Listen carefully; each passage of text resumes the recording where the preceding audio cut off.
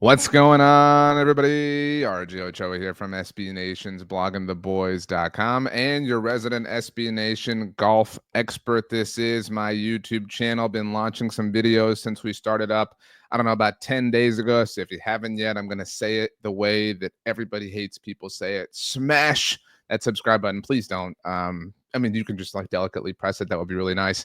But all my Dallas Cowboys content still lives on the Blogging the Boys YouTube channel. That is linked down in the description below. If you want to see me talk about the Cowboys, have lots of stuff coming out over there each and every single day because the world doesn't stop spinning in the world of the Dallas Cowboys, obviously, as we all know, but the world of golf doesn't stop spinning either, which is why I wanted to create this YouTube channel to be able to do some different things, to be able to have a platform, a place for different types of discussion. And so that's exactly why we're here today. And we're here today because we have a U.S. Open winner, JJ Spaun, and I have some thoughts, 3 of them specifically, on what we saw over the weekend, Father's Day weekend. A happy belated Father's Day to you and yours. Out at Oakmont. Let's go ahead and get to it. So first of all, JJ Spaun is a deserving winner. All right. I know this was not the sexiest U.S. Open winner for a lot of people. We're going to get to why that is the case in a moment here, but JJ Spaun had just an absolutely incredible finish. I don't know how anyone can feel as if JJ Spaun did not absolutely earn every bit of this US Open win. And we've learned obviously a lot about his path, his career, how he felt like he was going to lose his card, lose his job. His story is remarkable. And I think it feels so prevalent in our minds because we learned it just a few months ago out at TPC Sawgrass ahead of the Players playoff, obviously, that he won that with Rory McIlroy. And I think that we all, when he lost that playoff, I think a better way to put it is we were all kind of rooting for Rory.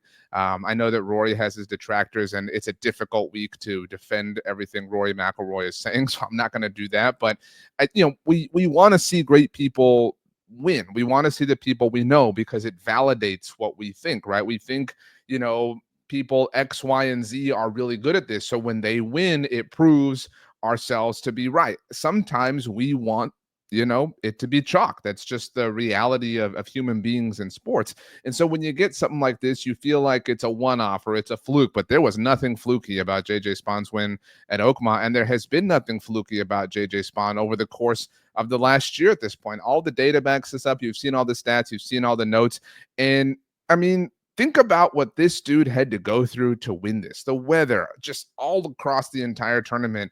The start, obviously, the front 9 on Sunday, to be able to battle back, to be able to lock in. I mean, I like to think that if I were to ever win the U.S. Open, I would want to win it like JJ Spaun. I know that sounds horrible, but you would want to put your hands on that trophy, and you would want to feel like, man, I gave everything that I possibly had. I gave this my all, and look what it got me. It was totally and completely worth it, if that makes sense. Because sometimes if you just crush everybody, it doesn't feel as satisfying. You know what I mean? Like there is something to feeling like you've expended all that you have.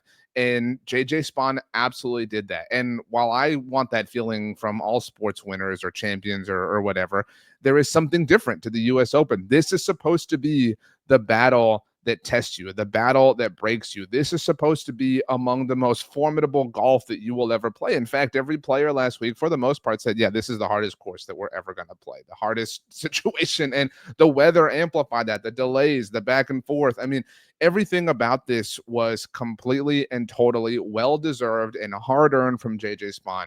And I don't mean to say that if you don't think that, you're wrong, but if you don't think that, I think that you're wrong.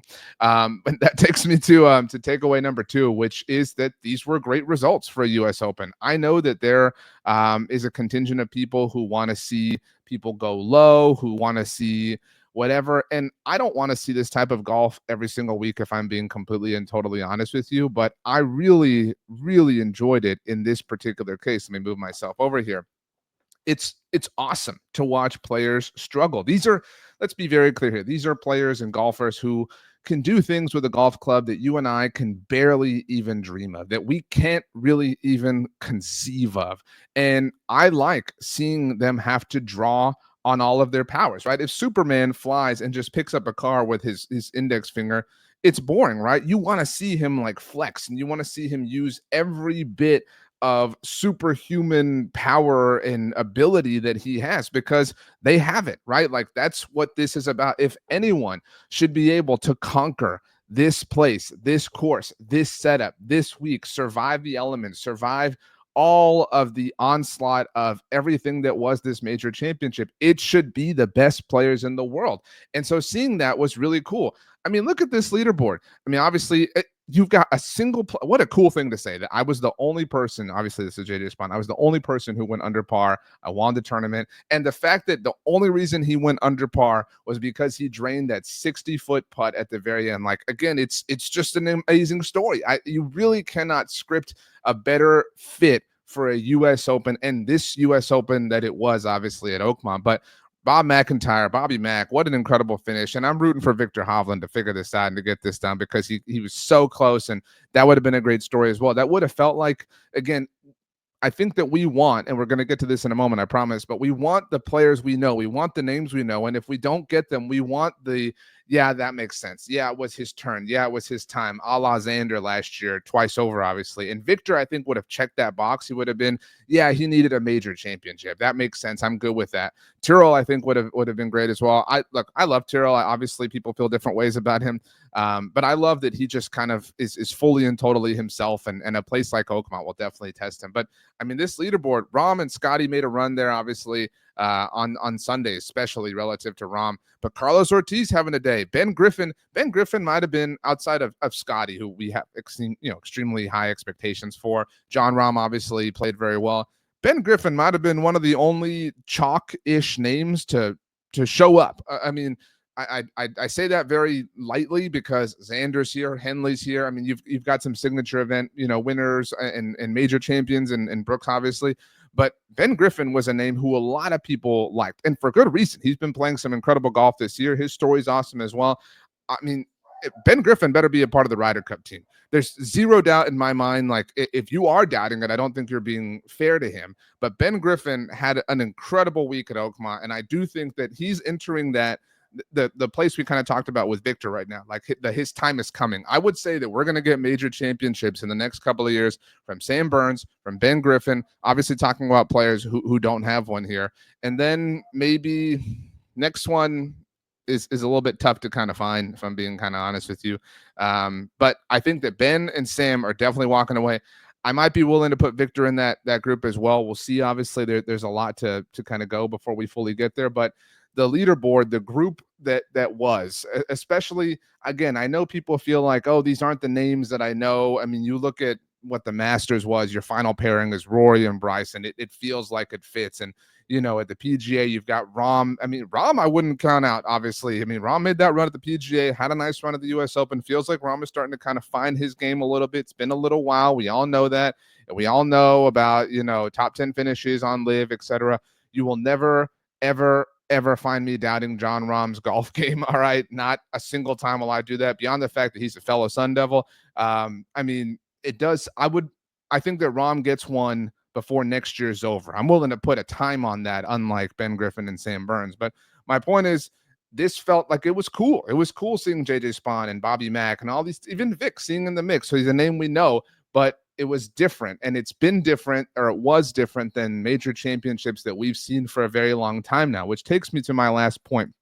And with all due respect to JJ Spaun, we can all acknowledge that he wasn't the major champion that anybody envisioned, that anybody outlined, that anybody closed their eyes and imagined before the week ultimately began at Oakmont.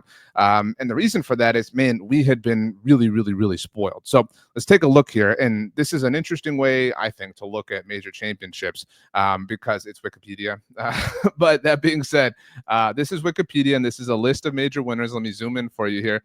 And what you're looking at here is the first year, this is how they're sorted, that they won a major. So obviously, let me get this off your screen. JJ Spaun just won his first major championship, so 2025. This is the year you entered the club as being a major champion. So Xander was the last person to gain entry. And again, to help you make sense of that, last year's major winners were Xander twice over, Scotty and Bryson, but Scotty obviously had won a major before last year, as had Bryson, which is why you see it. Brian Harman was, before Xander, the last person to enter this club, and Wyndham Clark at the U.S. Open. Interesting, the U.S. Open is kind of the gateway to first-time major winners, and that feeds the argument that this is a bit of a fluke tournament, whatever. I think that's a silly way to look at it. But think about last year. We talked about already. Scotty winning the Masters, Xander taking the PGA and the Open, and obviously Bryson winning the U.S. Open. It was incredible. It was thrilling. It was amazing. Now, Brian Harman did win the Open in 2023, and Wyndham won the U.S. Open that year.